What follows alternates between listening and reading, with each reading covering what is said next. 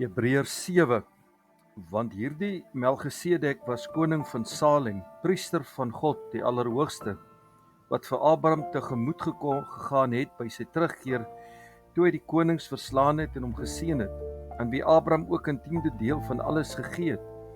Hy was in die eerste plek volgens uitleg koning van die geregtigheid en dan ook koning van Salem. Dit is koning van vrede, sonder vader, sonder moeder, sonder geslagsregister, sonder begin van dae of lewenseinde. Maar gelykgestel aan die seun van God, bly hy priester altyd deur. Let nou op hoe groot hierdie man was, aan wie selfs Abraham die aartsvader 'n tiende van die buit gegee het.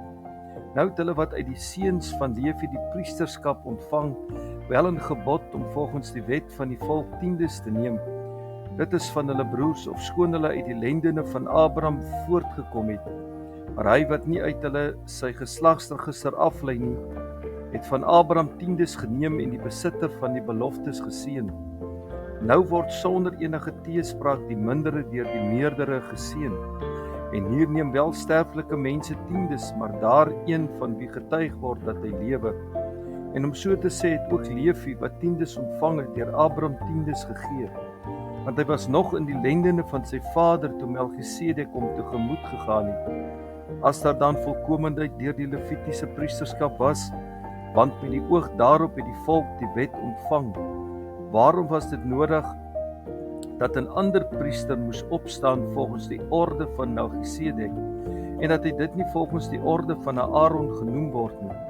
Want met verandering van die priesterskap kom daar noodsaaklik ook verandering van wet, omdat hy met die oog op hierdie dinge gesê word aan 'n ander stam behoort het, waaruit niemand die altaar bedien het nie. Want dit is 'n volkome duidelik dat ons Here uit Juda voortgespruit het, en met betrekking tot hierdie stam het Moses niks gesê van die priesterskap nie.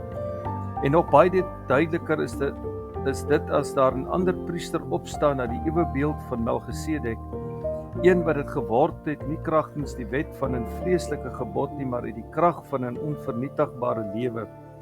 Want hy getuig, u is priester vir ewig volgens die orde van Melchisedek.